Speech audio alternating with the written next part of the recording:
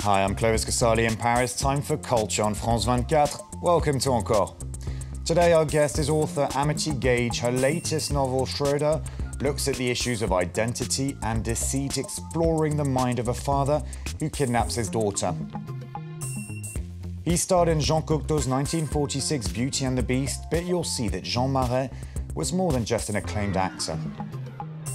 And finally, can stolen pictures be viewed as art? That's the belief of curators of a new exhibition in France showcasing paparazzi photos. Let's go and meet our guest whose book has been shortlisted for the Folio Prize.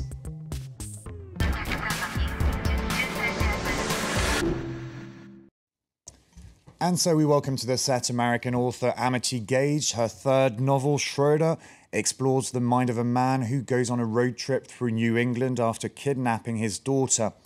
In a letter to his ex-wife, he provides some answers, and slowly the reader discovers elements of this man's upbringing. Amity Gage, thanks for being here. Thank you so much for having me. Would you say that your character, Schroeder, is a compulsive liar, a dangerous man, or is it slightly more complicated than that? It's more complicated than that. I definitely wanted him to be someone who is maybe 4 or 5 mistakes away from what I would do. Somebody who is really under pressure because of his lie. He tells this lie that when he's 14 years old, he goes to a summer camp and pretends to be a member of the Kennedy family. And the truth is he's not. He's Eric Schroeder, a German immigrant who just is feeling lonely and wants to fit in. So he creates this identity. And the starting point of the writing process was, for this novel, was an article you read on a man called, known as, I should say, Clark Rockefeller, labeled by Time magazine one of the top 10 imposters. Tell me more about him. He's a great imposter. I don't know that much about him, considering I just read a short article about him in 2008 when he was arrested for kidnapping his daughter. And I thought to myself, what an incredible story. Here's an East German pretending to be a Kennedy who loves his daughter. And he said when he was arrested that his time with his daughter was the happiest days of his life. So I started to wonder, can somebody who's so deceitful actually really love his daughter? And so I wrote Eric Schroeder, and as someone who really does love his daughter, so I don't think of him at all as a monster, just as someone who makes a lot of mistakes. A lot of mistakes. And like Clark Rockefeller, Schroeder was born in Germany, and you say that he failed to adjust to the American style of life, and it seems that you feel that when you're an immigrant and you move to the US, you always feel like an outsider. Was that possibly drawn from your mother's own life experience? She came from Latvia, didn't she? That's right. In fact, the book is personal in that way because I'm really writing my mother's story because, like my character Eric, she came to the United States when she was an adolescent, and that's such a vulnerable time in life where you feel so easily embarrassed. And so then you have an accent and you don't dress correctly. So in my case, I just exaggerated that situation and made my character Eric pretend to be somebody else. And this is your third novel, but you started writing and being published, actually, very early, when you were only 16, I believe. Can you tell me about that experience, those times? I wrote a book of poetry and photography and took photographs to illustrate them and published it when I was 16, which was a very strange thing to do, really, but I had the encouragement of my father. And my father was sort of my manager. Mentor? A mentor. And we had a very wonderful relationship, but of course a slightly different one because he was really saw me as like a young professional, which I appreciated and has helped prepare me for this moment. Amity Gage, I'm sure I'm going to surprise you with the report that's about to follow on someone who also enjoyed children's literature. He's a legend in French cinema. It was Jean Cocteau's partner, and his name is Jean Marais. Besides starring in several 20th century masterpieces like The Beauty and the Beast in 1946, Jean Marais did sculpture and drawings for children's books. An exhibition in Paris is now showcasing his work as we celebrate what would have been his 100th birthday. Delving into the private life of French actor Jean Marais, he wrote and illustrated children's books using a technique that recalled miniatures from the Middle Ages. If I had to define Jean Marais using only one word, I'd say purity. I think that's something you can feel in all aspects of his work, especially in his drawings. He wasn't content to just act in plays. He created costumes and stage sets, most notably for the Comédie Française. He also turned his hand to fashion design, creating a full line of clothes. The exhibition pays homage to Marais' many artistic endeavors. He was a prolific sculptor, very influenced by the Surrealist movement, his companion Jean Cocteau, and by Picasso. I refuse to use a lot of color. I like the soil too much. I find the color of the ground very beautiful, so it bothers me to cover it. Marais' workshop has been recreated just as it was in his studio. Over here you have the Mask of Beauty and the Beast, made in the 1970s. Here you have his last unfinished painting with stage curtains and this female profile. These are his brushes, his easel and his palettes, and of course, his tree paintings, which are a symbol of life. Also on display, never-before-seen private photos of Marais and his life, his personal journals, and of course, clips from his films.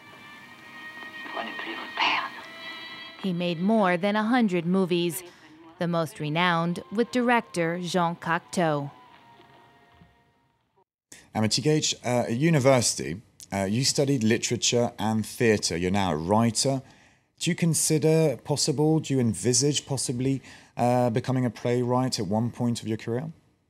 Well, my first novel, Oh My Darling, is very much like a play. It's just two characters talking and arguing a lot.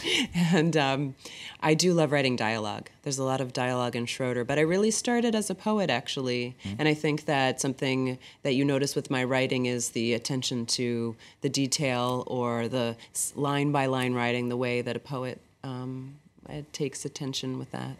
Well, let's go a bit personal here. Okay. In an interview, you once said that it's a very American desire to divulge everything and that you have to refrain not to do so. You like to talk about yourself and express your feelings.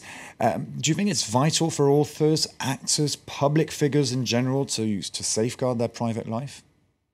It's absolutely vital to safeguard your private life. I can't speak for a movie star. I know that as a writer, you are writing very deeply personal things, but you're putting them in a kind of fictional sort of shadow play. So you can hide a little bit behind the stories that you make up, but they're always deeply personal. Well, as I'm sure you're aware, paparazzi photographers believe that when you're famous, you have no choice really but to find yourself on the front pages of magazines. In other words, it's the price to pay for being a celebrity. Now, paparazzi pictures are considered an art by some, as you're about to see with this report by Hala Mohieddin. Jostling, blinding lights and deafening screams. These are the hurdles that celebrities must face when running the gauntlet of the paparazzi. It's an aggressive career most commonly associated with the gutter press. But is it art? A provocative new exhibition in Paris would suggest it is. Featuring prominent icons throughout the ages, the exhibits don't shy away from controversy. A quality featured, paparazzo argue, is no bad thing. Paparazzi shots, they say, are the last domain of photography which has not yet had the honour of appearing in museums. Exhibiting in a place like this, you have to push the boat out. You have to provoke people. Art is about scandal. It's about provocation.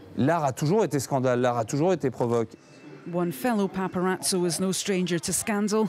Sébastien Valliera took the shots which exposed the French president's alleged affair. He said inclusion in the exhibition vindicates his profession. I was moved when I saw these photos up here, not just mine, but also the work of other photographers. To be part of an exhibition in a museum like this, it's a great honor, a real pleasure. Recognition at last. Others have expressed horror that paparazzi photos are now considered art. Nonetheless, the curator of the exhibition said it wasn't their place to judge, but show a practice that is, to all intents and purposes, part of our daily lives, and to tackle the questions that are raised as a result. Most paparazzi are men, and the majority of their subjects are women. This reflects a lot of the violent machismo of our society. The evolution from the refined shots of yesteryear to the vulgar and violent shots of today prove this point. What remains undeniable is that the profession is once again firmly in the spotlight. Amity Gage, do you think that's art? Those stolen pictures of celebrities that reach high prices when they're sold? I do. I think that you should be able to take pictures of anything or write about anything. That's a function of art. Well, thank you very much for coming to see us here in our Paris studios. Your novel, Schroeder, is out now and it has already been translated in 15 languages, including in French, where it's published by Belfond. Thank you very much. Thank you very much. We now wrap up the show with an exhibition in London on kinetic art, three-dimension pieces with a psychedelic twist. Over 60 works of art reflect the experimental tendencies and visual language explored in the post-Second World War era. Behind this event is auction house Christie's. Thank you all for watching, and don't forget you can follow us on our social networks and on our website. See you soon.